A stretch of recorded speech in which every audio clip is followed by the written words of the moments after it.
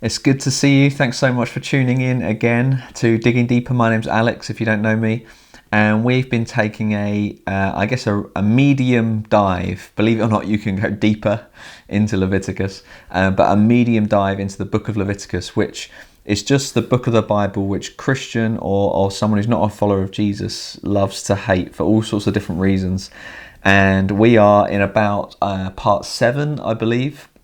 Today we're looking at chapters 11 to 15, just to let you know something, and then just let you know where we're going. So we are, as a church, Redeemer, we're a new church, and we are launching this big initiative called Pray For Me, and that is all to do with celebrating and supporting key workers. So if you're watching this and you're a key worker, I'd love you to do a short 30-40 second video saying who you are, what you do, what your job is, and particularly how we can pray for you. And we're going to be sharing those videos online. And just to say thank you so much for everything that you're doing. We really appreciate you and everything that you're giving of yourself, and even the risks that you're taking, small or big, to serve our society. Actually, what you're doing at the moment flows right out of the vision of life that comes from Leviticus. So that's really great. And just to let you know, so that's what we're doing. We're building up to a Key Worker Sunday, a Pray For Me Sunday. On the 31st of May, we're going to be launching a mini-series called Pray For Me, 3 weeks looking at the concept of spirituality and prayer, particularly through the eyes of someone who doesn't know Jesus and who doesn't even go to church, hasn't any experience of church. So if you've got friends who you think fits into that category, I'd love you to invite them on the 31st of May and the subsequent 2 Sundays to join us for that Sunday in that series. And so Leviticus, just to let you know where we're going, and we're digging deeper generally. So this is part 7 of Leviticus. Next week's going to be part 8, the Day of Atonement, the Day of Coverings. And then we're kind of at the halfway point in our study of Leviticus. So we're going to take a 2-week pause. And we are going to, I'm not going to personally, but we're going to be looking at the subject of money for 2 weeks, what the Bible has to say about money, how to think as a Christian about money, wealth and poverty, saving, spending, earning, investing, giving, you name it. We're going to look at all of those kind of things through the eyes of the Bible to get a biblical worldview of money. So you do not want to miss that. 2 weeks on money. Tell your friends, share it, and then we'll be back for the second half of Leviticus. Maybe we'll be doing that for around 6 weeks or so, the second half. So that's kind of where we're going. If you haven't been engaging with these, or even if you have, let's just do a quick fire update. I hope you've got your coffee. I have. Hope you've got your notepad, you've got your Bible. This is the story of, believe it or not, Leviticus is part of a story. That's what we've seen. It's not just a book of rules, rituals, random rhythms and all sorts.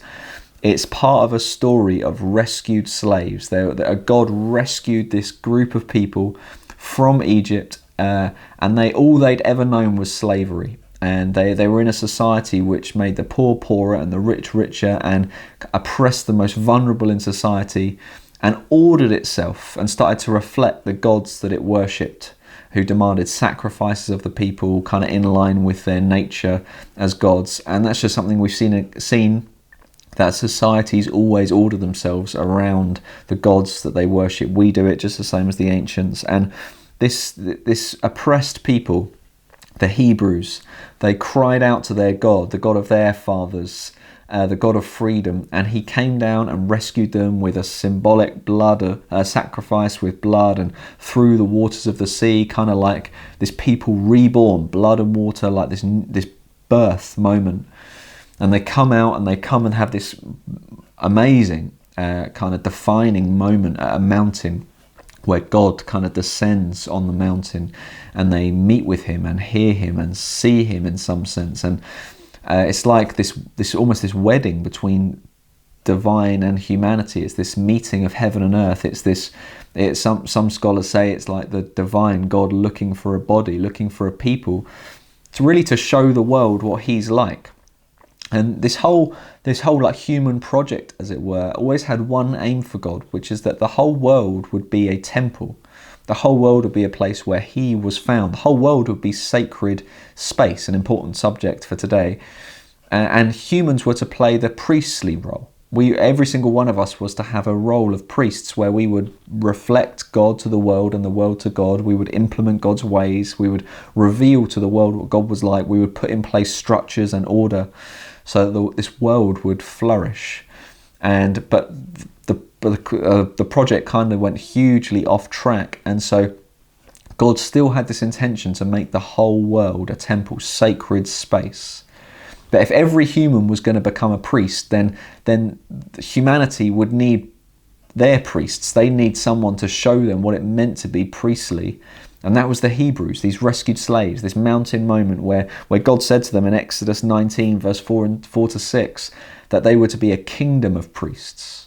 They were to show the world what God was like. But if this nation, if this newly formed nation, the Hebrews, were going to be priests themselves, then they would need priests. They'd need someone to go ahead of them and show them what it was like. And so a small section of this big tribe, actually a tribe within a tribe, the Levites were picked, and particularly Aaron and his family were picked to be the high priest, the priests. And so that's what we've kind of looked at, building up this story, is what does it mean to be a priest? And what does it mean? I guess we're asking the question, what does it mean to be human, to show the world what God's like? And these people went first. And my friend, Samuel Ballantyne, who I've kind of walked through Leviticus with, and I read this quote last week, but just read it out. He says, when the priests get appointed, when Aaron and his sons get appointed to be the priests of the priests, if you like, he says it's the moment when God's hopes and expectations for a kingdom of priests are finally and fully entrusted to those who will be charged with turning a divine vision into earthly reality. So we are on track. That's all the way up to chapter 9 until we hit chapter 10, when the first day on the job, Aaron's sons blow it big time. We looked at that last week. And they have this, and they die for their error, and this kind of massive spanner is thrown in the works, and we'll see how to view that in a moment. But God doesn't abandon his plan for Israel. He doesn't abandon his plan even for Aaron and his other family members and his sons. The plan is still on track because it's not in God's nature to break away from his plans and promises. Just not in his nature. So we get this undercurrent through the whole story of resetting, refreshing, forgiving, this kind of theme of grace that comes through so strongly in this story, that God is committed to his plans. And then we come to chapters 11 to 15, which we're looking at today, and we've got chapters of food, shellfish, childbirth, skin diseases, sex, discharges from the body, semen, periods, you name it. We've got it in chapters 11 to 15. Are you ready? I can tell you're thrilled. And so just a couple of comments before we dive into the chapters. And let me just tell you, this is going to be a skim. Okay, we are not going to go deep diving necessarily into these chapters. We're going to pick out key things. And I just tell you from reading commentaries, you can go mental on these chapters. Okay, you can read chapters and chapters and chapters of books on why this particular animal was allowed and not allowed, and whether there was health reasons, and whether whether the nations, the neighbours around them use this animal in some kind of worship practice. You can just go crazy. Okay, we're just going to stick to some helpful basic things to draw out, I think, and some interesting things. Couple of comments before we get into the actual chapters. Chapters 11 to 15 are in many ways an exposition, like an unfolding, of Leviticus 10, verses 10 and 11. So if you've got a Bible, turn to Leviticus 10.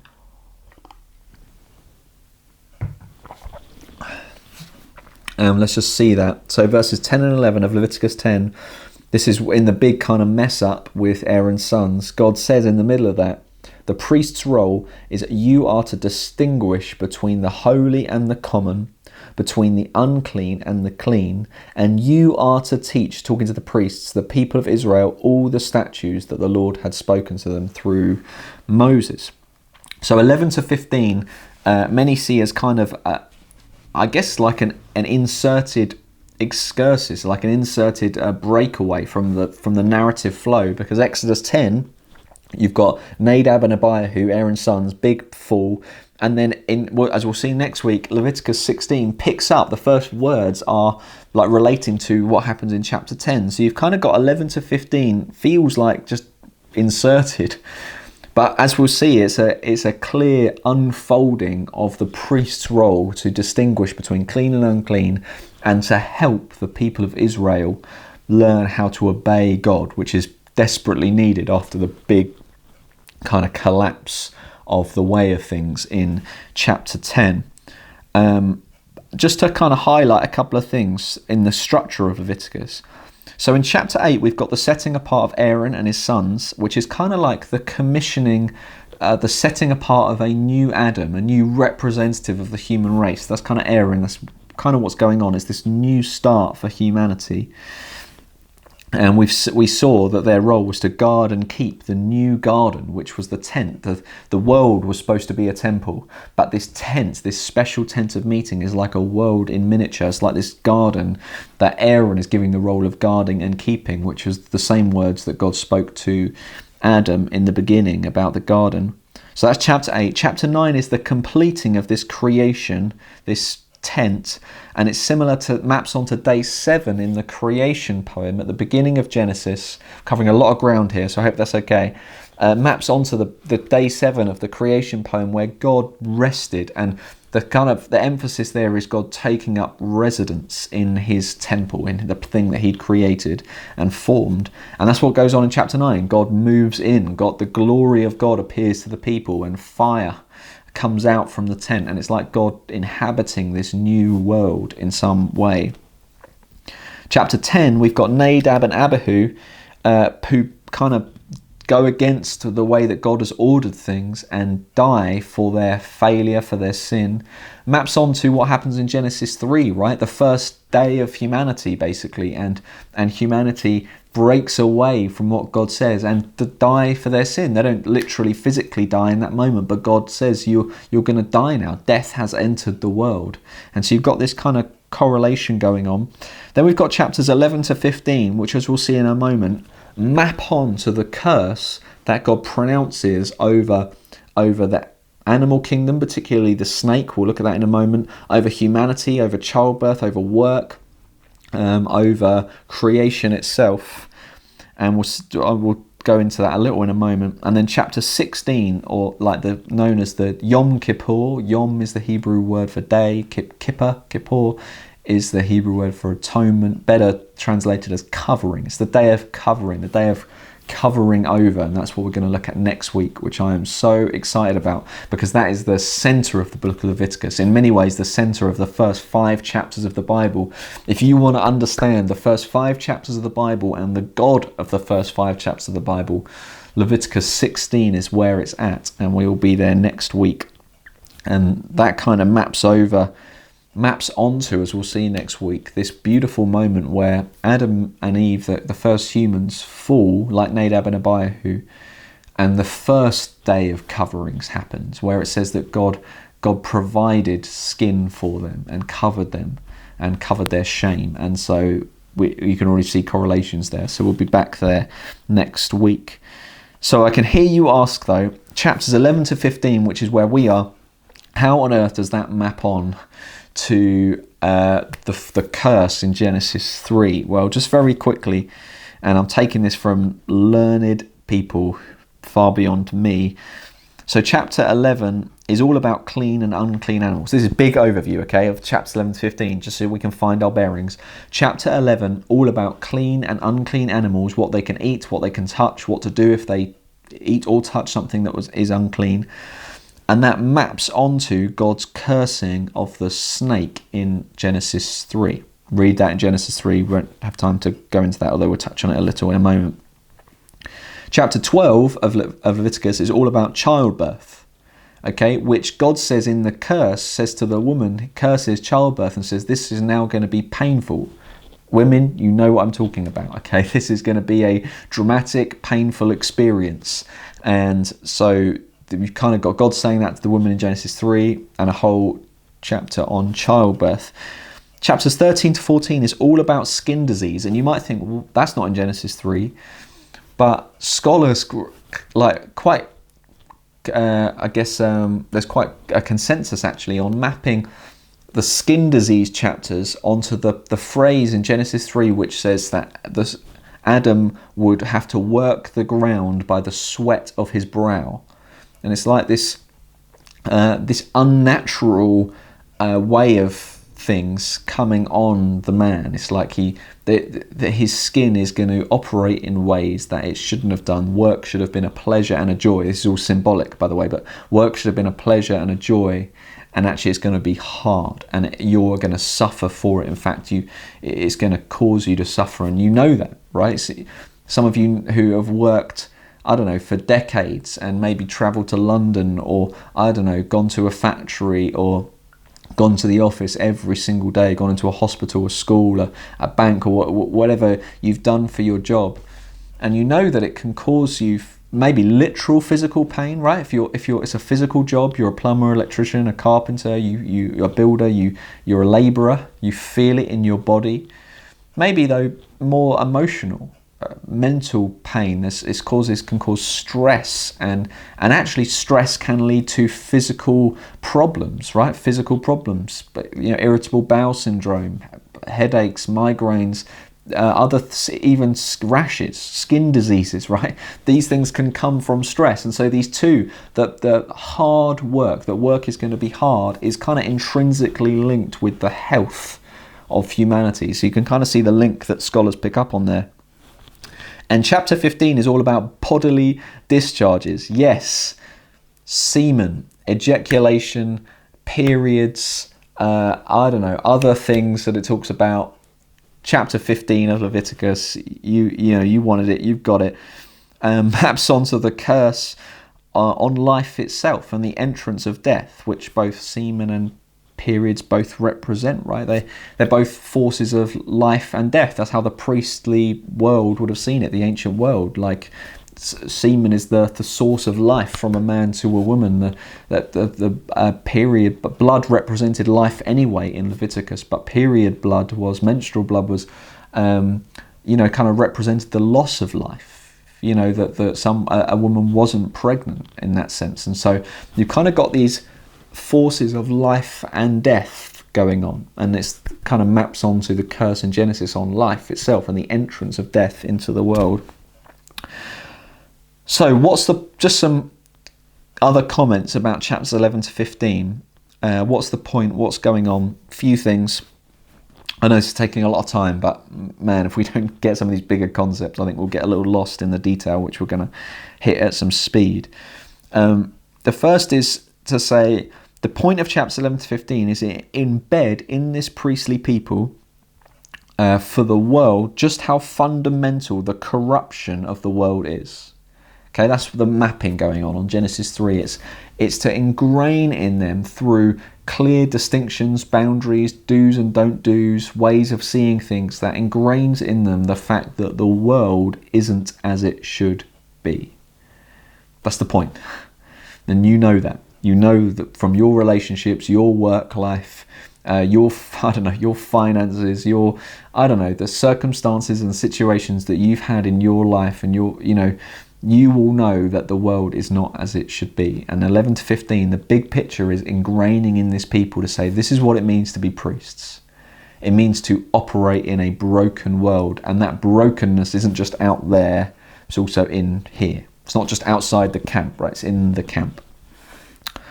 It's to say that a covering is needed, a fixing is needed, something is needed. That's kind of the point of 11 to 15. We need something here. We need help here. We need God to intervene. We need grace. We need covering. It's a big setup for next week. It's for the priests. Number 3 is for the priests to teach the people, right, how to live in a broken world and to help them make distinctions. Okay, distinctions are a creation thing. At the beginning, God distinguishes between land and sea, and land animals and sea animals, and sky and land, and the heavens and the earth, and humanity and animals, and distinctions all over the place. To make distinctions between this and that, between right and wrong, is a God thing. It's a creation thing. And to flourish, to succeed at anything, is as much about what you say yes to as what you say no to, right? One of the reasons we can find ourselves to be so, overwhelmed with work and life is because we just haven't learned to make distinctions. We just haven't learned to say no to as many things as we say yes to, right? We kind of abdicate our God-given ability to distinguish between what God is asking us to do and what he is not, and what we have capacity for and what we do not. And not just to make distinctions, to make good distinctions, right? To prioritize the right things, to put the right boundaries in place, not to isolate yourself, not to lock yourself away, not to get fixated on your thing, but to build in a healthy way which honors God, to build as a priest. So to help them make distinctions, that's the kind of what's going on. I think I've covered this, but to help teach to live with a constant awareness of brokenness and their role in bringing wholeness, right? If you're not aware of your brokenness and the brokenness of the world, you'll become part of the problem, not part of the solution. Okay, if you want to be part of the solution, you've got to start with yourself. You've got to understand that brokenness sits within you. If you don't know that, you'll end up just breaking people. You end up hurting people. If you don't realize you're hurt, you'll hurt people, and it's got to start here first. And another reason this is all here is to grow the people up, to mature them, to make them wise, to, I guess, help them on the journey. A phrase we've used a lot is help them on the journey of relearning how to be human, which you need if you've come out of the slavery that they've come out of. If all that you've ever known is slavery, is oppression, is to what it means to be the property of someone else, to be used and abused, you've got no idea what it means to be really you. You've got no idea what it means to be human. If you come out of an abusive relationship, an addiction, or a chaotic, traumatic episode, right? You lose a loved one, you have a breakdown, the dreams and plans that you have get kind of crushed before your eyes. We're in this moment now, right? We're kind of crisis moment as a nation. When you come out of that, what you need is helpful boundaries and structures to help you relearn what it means to be human, what it means to be shaped after the pattern of God, what it means to be you. Partly it's teaching them to treat, and some of this relates as well to the holiness code, which is chapters 17 onwards, so we'll get there.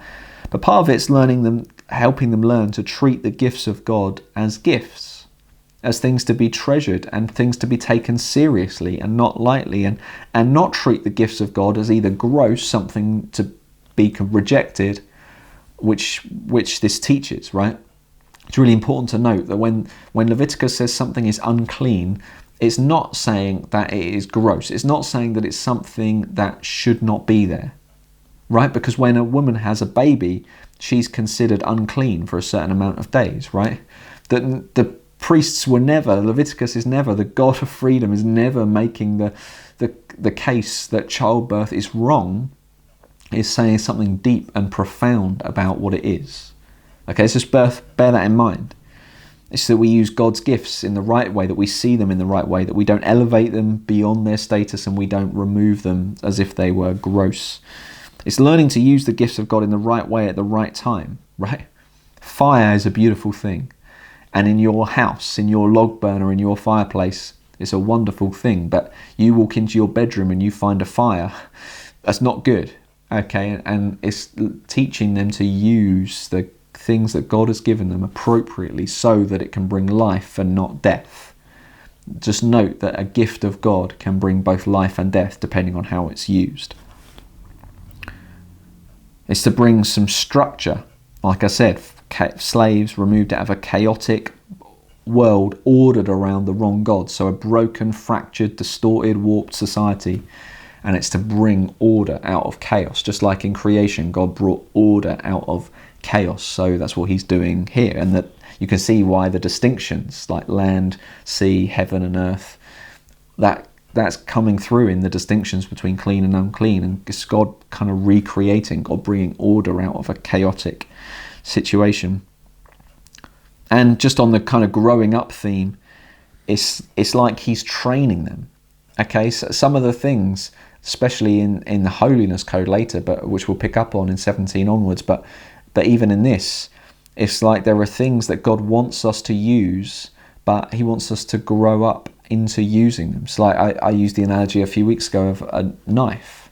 I want my kids to have a healthy relationship with knives. Knives are good things. They can be used for good things, but you can also have an incredibly unhealthy relationship with a knife where you use it to harm people, which obviously happens a lot in our nation, and especially in cities like London. You know, knife crime is big. But I want my kids to grow up. I don't want my kids to have an unhealthy relationship with knives, right? So it matters now. I've got a 4-year-old, and I might give her a knife now. I might stand with her and hold her hand, and maybe we'll chop a carrot together perhaps. But I don't leave the room with her with a sharp blade. You know, she's not at that stage. That's not to say that's not where I want her to get to, right? And some of the food laws that's going on, and we'll come to that. It's not to say that the sum total of the story is I never want you to ever touch a knife, or as if the sum total of the story of the food laws is you may never eat this kind of, humanity may never eat this kind of food, as some people take the food laws. Jesus clearly doesn't take it like that. Certainly the New Testament writers don't. They see it as a part of a bigger story where God is doing something with a specific group of people that will develop and evolve. And we kind of need to see it like that, right? I want my kids to have good relationship with knives, so I put in boundaries now to set us up for success in the future. So that kind of thinking is going on. A couple more things. Okay, some of this shifts the focus from the sanctuary, okay, the tent, to the rest of life. Okay, so the ordering society around the God of freedom is not just about, if I can say this is not how the priests would have thought about it at all, but is not just about religion. Okay, the priests saw everything to do with God, okay, and we should too. We should get into a priestly way of thinking. But it's not just about the kind of religious ritual aspects. It's to infiltrate every area of life. The God of freedom wants to infiltrate every area of life. And the chapters cover food, childbirth, skin disease, discharges, and sex. These are the most basic elements of life, right? Food, childbirth, what happens to your body, sex.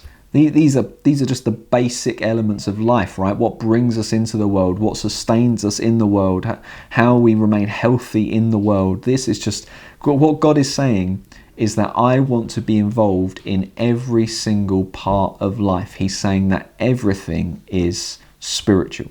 You got that? Everything is spiritual. Sex is spiritual. Semen is spiritual. Shellfish are spiritual. Childbirth is spiritual. Everything to this God is spiritual, is important, and he wants to be involved in all of it. Last thing to say about space. Sacred space. This whole section is about space. And we'll see most when we come to 16, but the whole first 16 chapters are about the sacred space, the tent, but also the camp. And God wanted to make the whole world sacred, but to make everything sacred, and sacred just means set apart for God, right? It's special, set apart. God wants every single thing to be spiritual, every single thing to be set apart and sacred. But to get there, you've got to start somewhere. And so it's why God takes a tent and he takes some former slaves, this new nation, to establish this new normal in the middle of a chaotic world ordered around false gods. And as we've seen, the reason the stakes are so high is because what happens with this tent and with this people really is about what happens everywhere to everyone. And space can be defiled and violated, right? You know this. If something bad has happened to you in a place, right, a bad experience, when you enter that building, that place, when you drive past maybe, it drags up memories. There's something like, I don't know, special about space that can kind of capture the essence of something, right? Space can be defiled, space can be violated, space can be ruined. And so to keep the space clean is vital if the whole world is going to be clean, right? It's just some ways to think about space. Think of like an operating theatre, okay? It's not that a packet of crisps is evil. It's just that you can't take it in the operating theatre, right? There's something so unique, so profound, so important happening in there that even that thing doesn't get to go in. We need to keep the space airtight. We need to keep it clean. We need to keep it sterilised. There's something of that going on. The stakes are very high. Life and death is in the balance. So the standard is higher. The precautions are higher. Think of it like a disease-free zone. Imagine there was a country somewhere which had 0 coronavirus, completely healthy, right? You don't want to take the virus in there, right? Because that space they might have something in there which is the answer, the key to the whole world, right? The answer to, maybe they've got the vaccine, right? So whilst they're developing the vaccine, you don't want to take the virus there. You don't want to wreck what could be brought out. Think of it like stabilizers on a bike, right? Training you like with the knives, the goal isn't the stabilizers are just a tool to get to the end goal. Think of chapters 11 to 15 like the do's and don'ts of a camping manual, right? Just imagine, right? Camping, you might love camping, you might hate camping, but there are disaster moments in camping. Just imagine you wake up with a rash on your body and your kid has done a poo in the tent, and your dog has dragged a dead rabbit from the forest to where you are, and the meat that you brought for the barbecue has gone mouldy with flies surrounding it. Just imagine the kind of carnage. Yeah, and your kid gets some kind of bug and throws up on your sleeping bag, and you might think, man, we are just going home. That might be your answer. Camping is off. But just think of 11 to 15 like the do's and don'ts of camping, right? It's like, this is sacred space. We've got something for the world, so we need order around here, right? That sick needs to get cleaned up. That rabbit needs to go back in the forest. That meat needs to go in that bin. We are going to clean up around here because something serious is about to happen. Okay, is that enough overview? We've spent 30 minutes doing overview. Can you believe it? Let's just dig into some stuff, and I don't know how far we'll get, but we're going to go for it. So, chapter 11, clean and unclean animals. What can be eaten, what can't be eaten. Turn to chapter 11 in your Bible. Verse 46 and 47 sum up the chapter for us, so let's just read that. This is the law, that's a phrase that keeps getting repeated, by the way, about the beast and the bird and every living creature that moves through the waters and every creature that swarms on the ground, to make a distinction between the clean and the unclean, between the living creature that may be eaten and the living creature that may not be eaten. Okay, so this chapter covers land animals, water creatures, birds, insects, animals that swarm on the ground.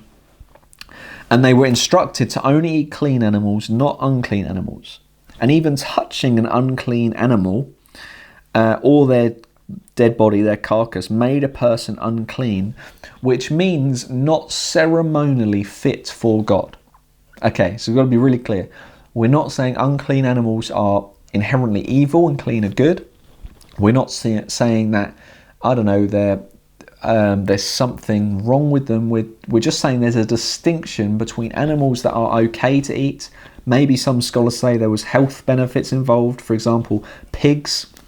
Apparently their skin is more susceptible to dangerous types of bacteria. So there could be that kind of going on. There may well be, and who knows what God's doing. But I think that certainly wasn't, I don't think the focus of the priest's concern. The distinctions were given to teach them to make distinctions. There's also all sorts of stuff you can read up about whether the animals that aren't to be eaten are more susceptible to be prey. Okay, to predators. And therefore it's like God is saying, don't eat animals that are already inherently vulnerable. Okay, I don't know how much truth there is in that, but I just thought it was interesting that there's a kind of concern. You find that in Leviticus, there's a deep concern for animal welfare. Far greater concern. We've got an increasing level of concern for animal welfare in our society, but the priests had a very, very high view of life. Didn't mean to say they didn't eat meat. I think it should influence the way that we think about eating meat because of the way that we do it as a society. But they ate meat, but they just did it in special ways, in special places, certain types of animals. They took the life of everything very seriously. And if anyone ate an unclean animal or touched an unclean animal, they'd have to go through a ceremonial washing and waiting, which I think that kind of concept is helpful for us when we think about repenting, which just means turning away from something and turning back to God. When we confess our junk, which we looked at a few weeks ago, I think washing and waiting, this kind of this idea that we need a cleansing, but there's also a waiting. There's not just being flippant. It's not just, oh, that didn't really matter, I'll just get on with life. It was serious. It was serious. It broke something in you. It fractured something between you and the Lord. There's a seriousness. There's a washing and there's a waiting before becoming clean again the next day. Interestingly, animals that swarm on the ground are particularly interesting in light of that mapping onto Genesis 3 that we saw. So the curse on the snake is fascinating in Genesis 3 because we obviously use the word serpent. We view serpents or snakes as things that crawl and swarm on the ground.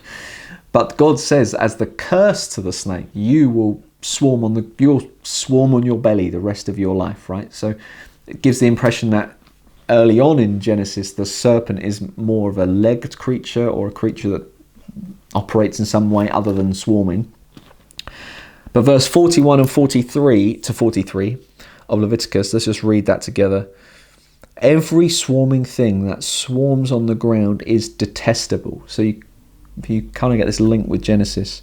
It shall not be eaten. Whatever goes on its belly, which is almost the exact phrase used in Genesis 3, and whatever goes on all fours as well, or whatever has many feet, any swarming thing that swarms on the ground, you shall not eat, for they are detestable. You shall not make yourselves detestable with any swarming thing that swarms, and you shall not defile yourselves with them and become unclean through them. Okay, so we just got this really kind of interesting link with the serpent, and the serpent comes up again and again in the Bible. Interestingly, on the crown of Pharaoh, who was kind of like this anti-God figure in Exodus, there would have been a snake, a serpent, very vivid serpent imagery in the kind of Egyptian religions. And we learn a lot about this snake as we go through the Bible, this snake theme. And in Revelation chapter 12, the serpent from Genesis 3 is revealed as the accuser, as the Satan. There's this dark force, this dark power at work in the world to accuse. And the Bible calls him the deceiver, the murderer, the thief, the father of lies, the god of this world, the prince of the power of the air, and other names. And he has great power. He schemes and he plans, is what we learn in the Bible about him. He devours, he attacks the church, either by lulling it into a false sense of comfort and security or by persecuting.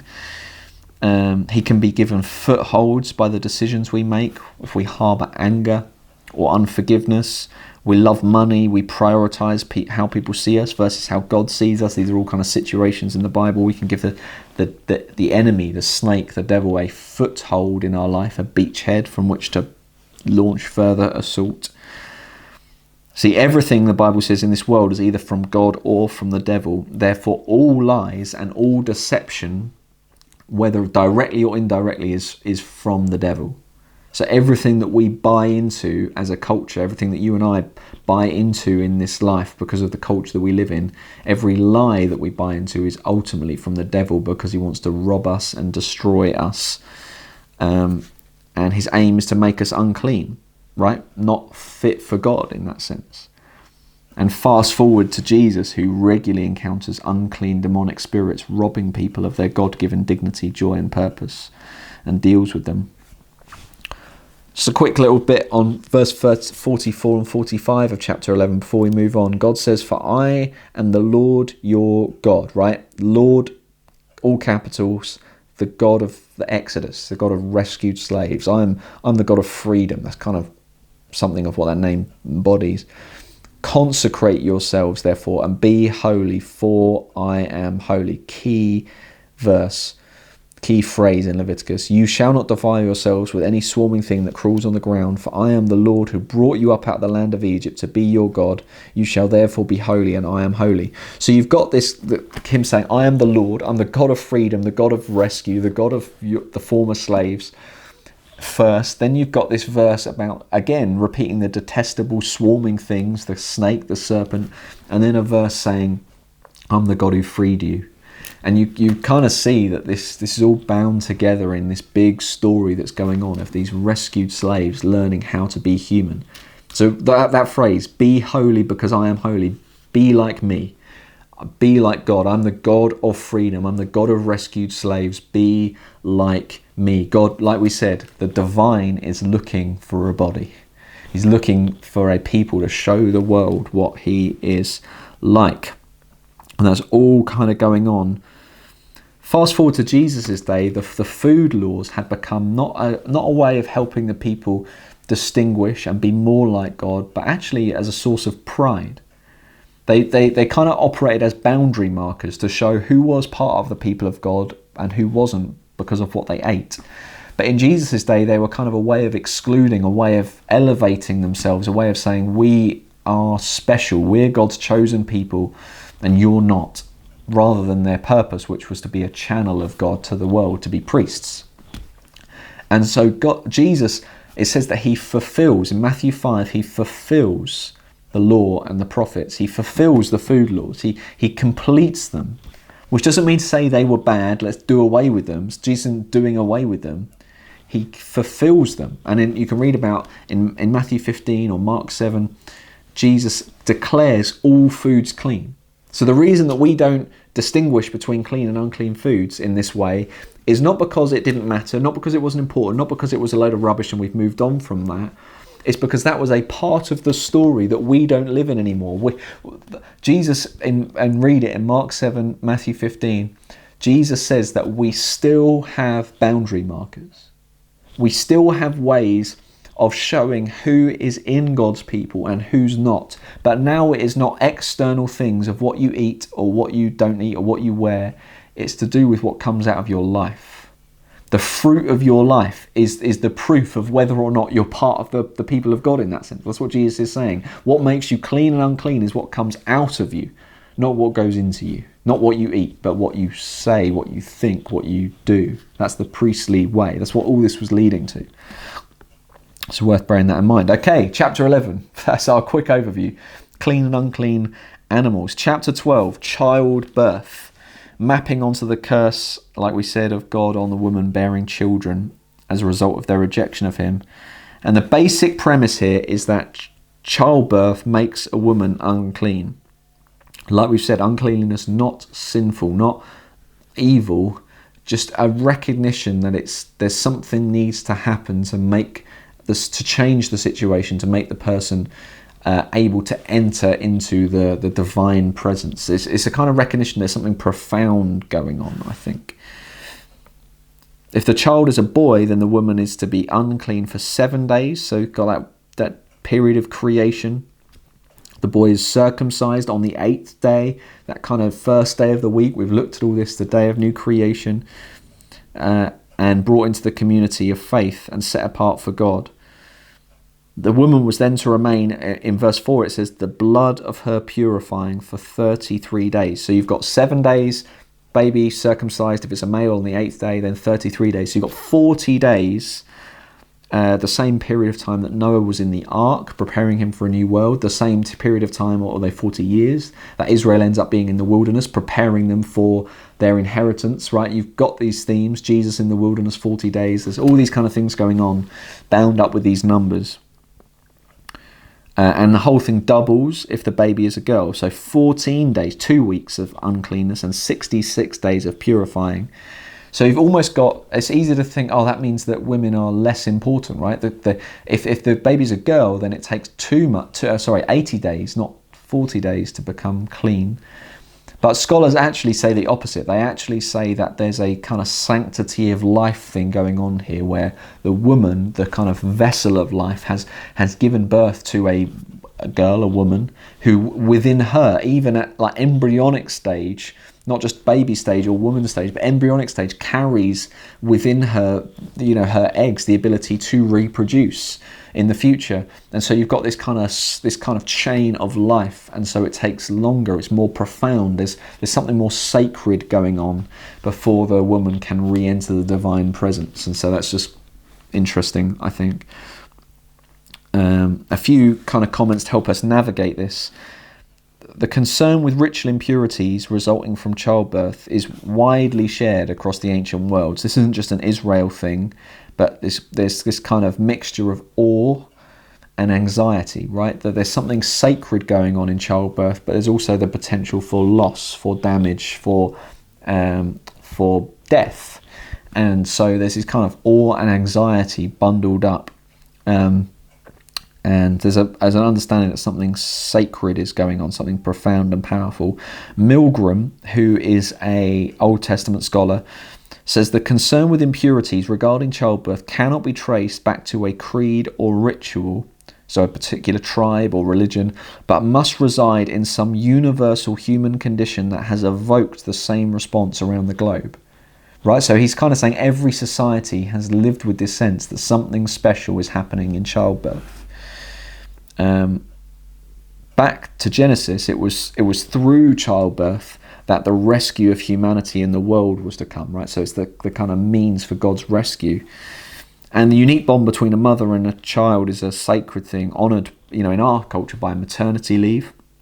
And like paternity leave is nice, right, for guys, but we've kind of started to move in a direction as a society where we're elevating like the honouring of the man and the care that the man can provide of the child with the woman, so you can kind of split your paternity, maternity leave and all that. That's a nice idea, but I think we're in danger of undermining the sacred bond between particularly a mother and a child, which is what's going on here in chapter 12. So it's just worth bearing that in mind.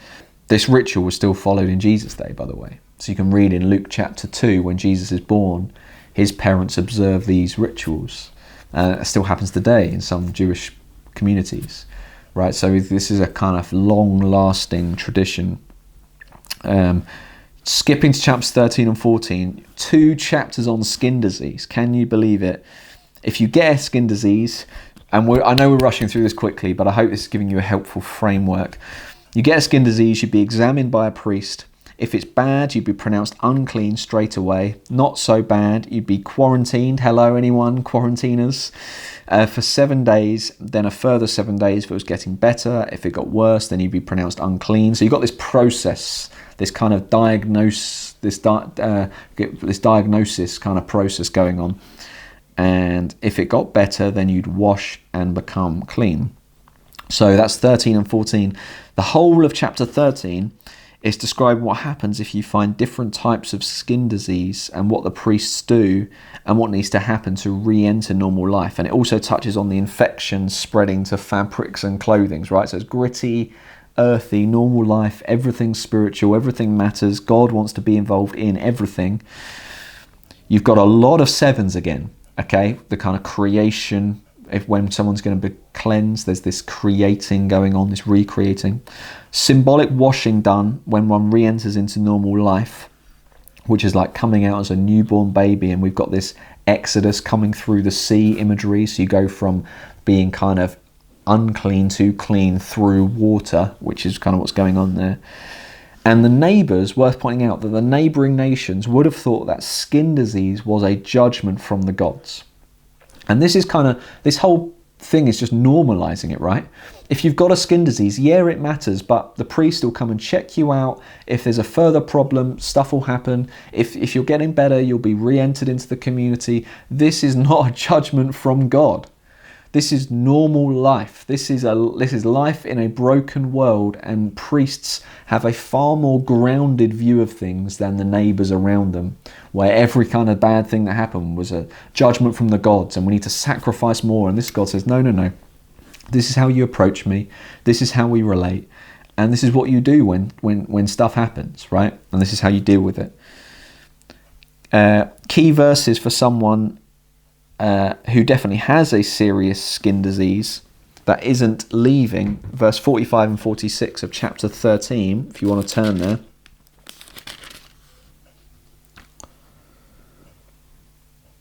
The leprous person who has the disease shall wear torn clothes and let the hair of his head hang loose. He shall cover his upper lip and cry out, unclean, unclean. And he shall remain unclean as long as he has the disease. He is unclean. He shall live alone. His dwelling shall be outside the camp.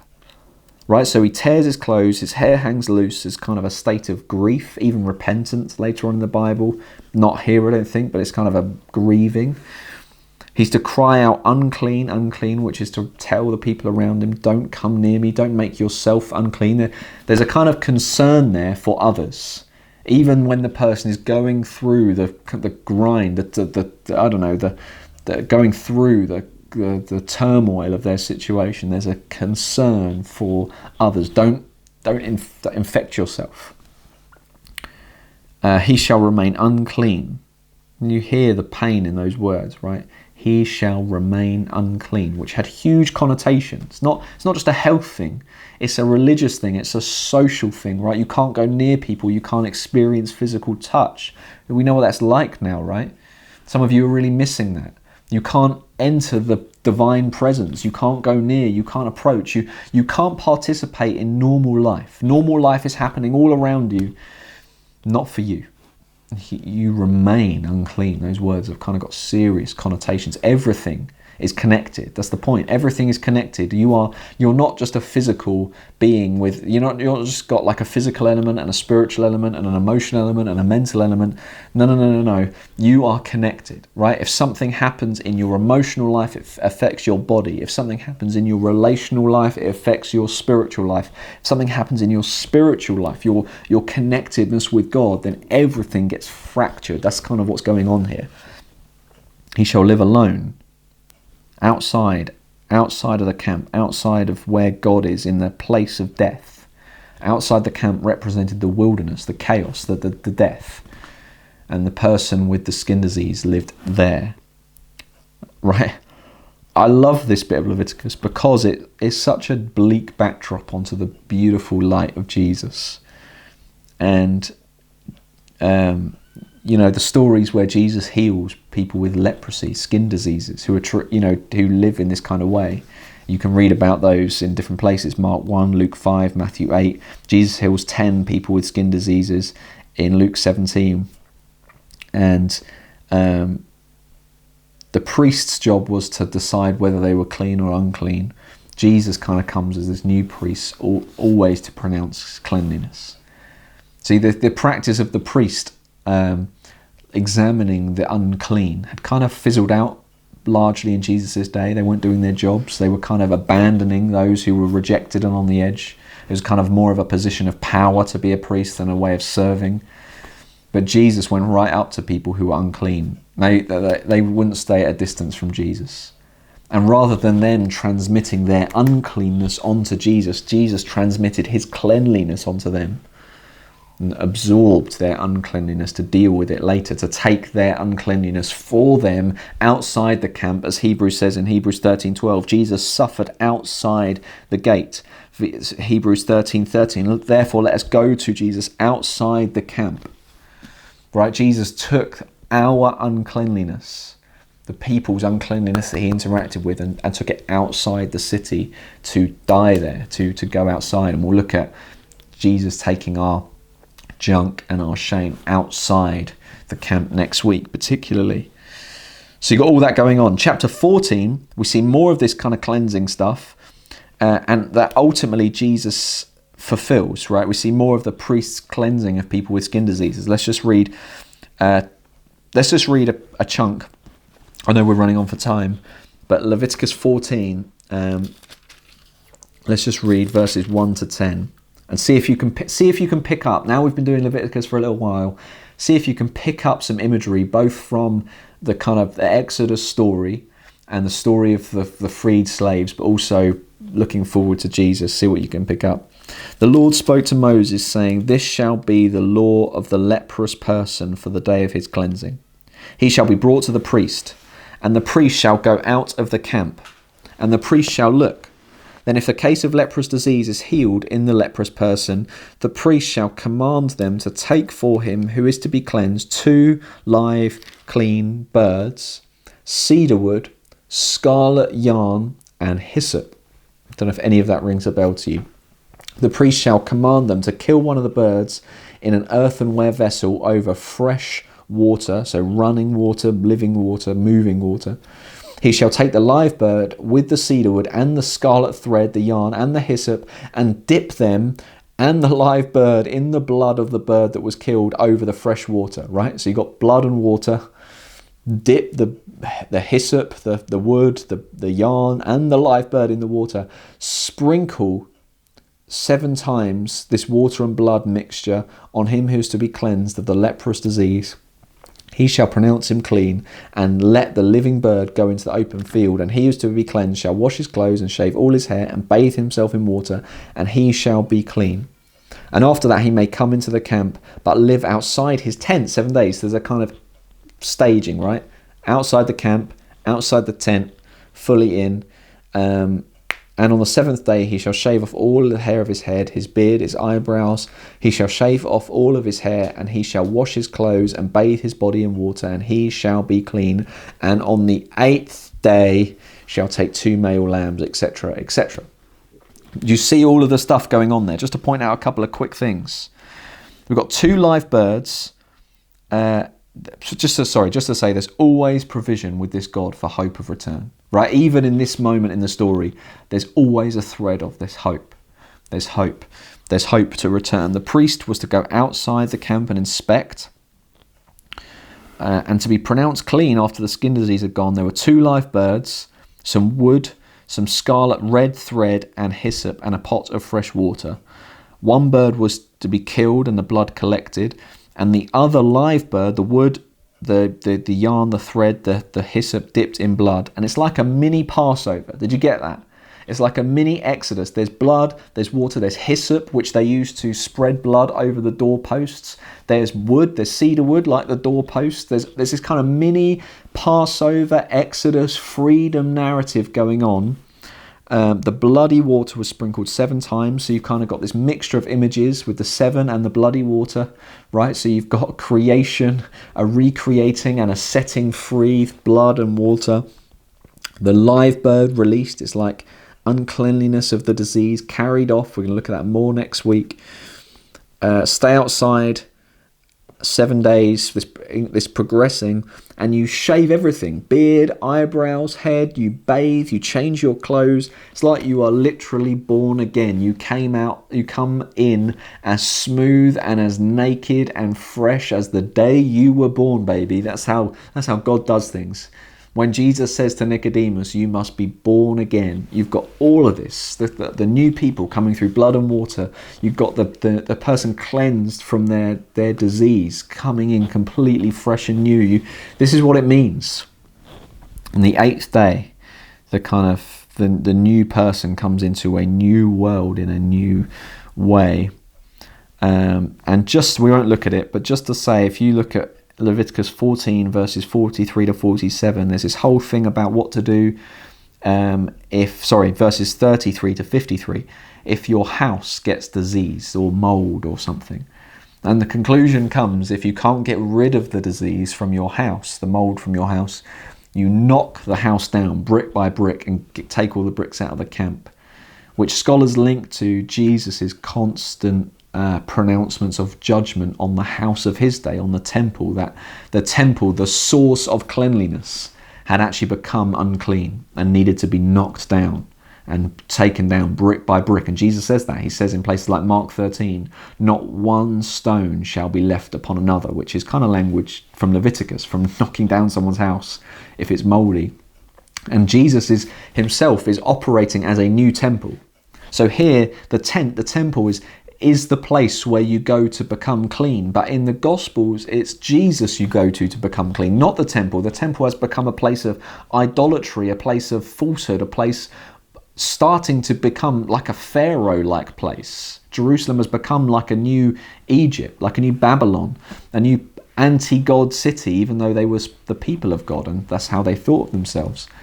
And Jesus is like this new temple, this new place where you go and find freedom. And that's what the church is. Paul says in 1 Corinthians 3 that we are God's temple, the dwelling place of the Holy Spirit in Ephesians 2. The church, the people of God, full of the Holy Spirit, are now the place where God is found. That is where God is reordering humanity. That's where God is making people clean. Okay, Lastly, man, I've gone through a lot. Chapter 15, bodily discharges. Can you believe your luck? Sex, semen, periods, we're here. Okay, you've got all that going on in the chapter. The linchpin of the chapter is verse 18. So the chapter split into two halves, males and females. So you've got abnormal discharges in males and normal discharges in males.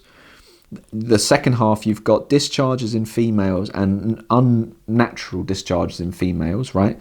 And in the middle, you've got a verse about discharges when men and women come together in sex, right? So you've got men, women, and where they intersect and have sexual intercourse. And just really briefly, just a quick overview of a priestly view of sex. Let's finish with that, okay, because we've run out of time. Sexual intercourse is the moment when two people become one flesh, okay? So we take that from Genesis chapter 2. That's supposed to be in marriage, right? The fire and the fireplace analogy, that's where God designed it to be. But Paul says in 1 Corinthians 6 that actually you become one flesh, you become united with anyone that you have sexual intercourse with. There's something sacred that happens in the moment of sex which binds people together. And it's like a Velcro. So you kind of unite with someone, but it's like the more you unite with people, the more you have sex with different people, the less sticky the Velcro becomes. It rips, it tears away until it becomes near impossible to bind yourself with someone in the profound way that God designed it to happen. And sex is a powerful thing, and to be engaged with in the right way. So unrestricted sex, sex without boundaries, which is what we'll come to more after chapter 17 plus. Sex without boundaries leads to a low view of sex, right? We think as a culture we are sexually liberated since the sexual revolution. Therefore, we've kind of got a higher view of sex. We kind of, these religious types, they've got a low view of sex. They don't like sex. Man, we love sex. We've got a high view. It's not the case. Okay, clearly Christians, people that read Leviticus can have a warped view of sex, but God created sex. Christians should have the highest view of sex there is, but it's done in context. It's done in the place where it was meant, because it is a powerful, profound thing. And like I said earlier, semen and menstrual blood both represent the forces of life and death, right? Semen is the force of life. Menstrual blood represents like the pregnancy, the kind of impregnating of a woman, kind of all that bound up in it. And so it's forces of life, but also forces of it's death, because semen that's wasted, which talks about in Leviticus 15, and menstrual blood is kind of life going away, seeping out, draining away.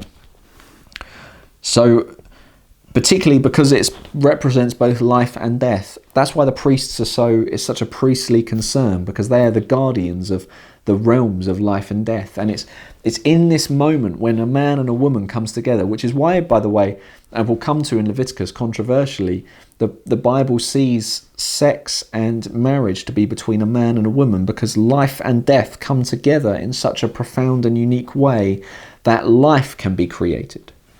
Okay, you never become more like God in that sense than when you conceive, when you create, when a woman carries a child.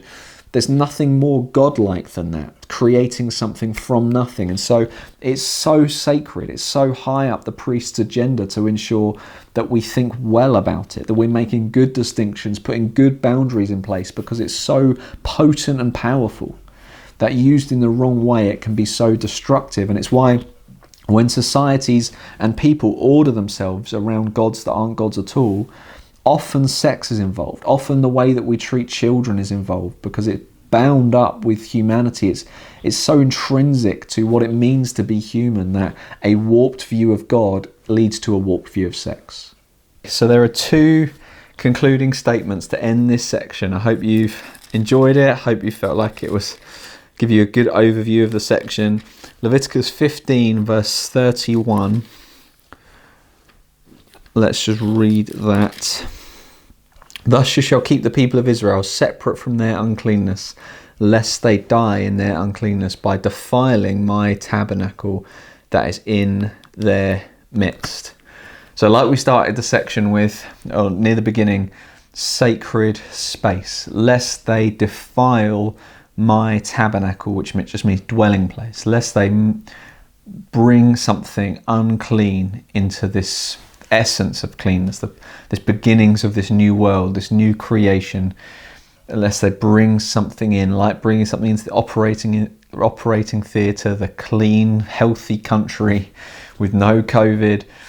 You know, the sacred space thing matters. If you're going to take anything away from this, take sacred space matters. Places matter. The two themes in Leviticus, sacred time and sacred space. What you do with your space, your house, your workplace, your relationship space. You'll think of space like that. You know, it's not just a physical place. It's something that you kind of live in, relationships, work, all these kind of things. Space was supposed to be sacred. Everything is spiritual. No part of your life, no space is supposed to be detached from the God of freedom, and sacred time, will come to that later on, chapters 23, 24, 25 of Leviticus. Sacred time. So that verse is really important, and the sacred space thing. And then it's almost like that would be the perfect end to the whole of the 5 chapters. Then verse 32 and 33, this is the law for him who has a discharge, and for him who has an emission of semen, becoming unclean thereby, and also for her who is unwell with her menstrual impurity, that is for anyone male or female who has a discharge, and for the man who lies with a woman who is unclean. It's like this is perfect end to the section, defiling the holy sacred space. And then we're back down to earth with semen and emissions and menstrual impurity and sex. And it's just like the writer wants to finish by telling you, before we come to the day of coverings, everything is spiritual.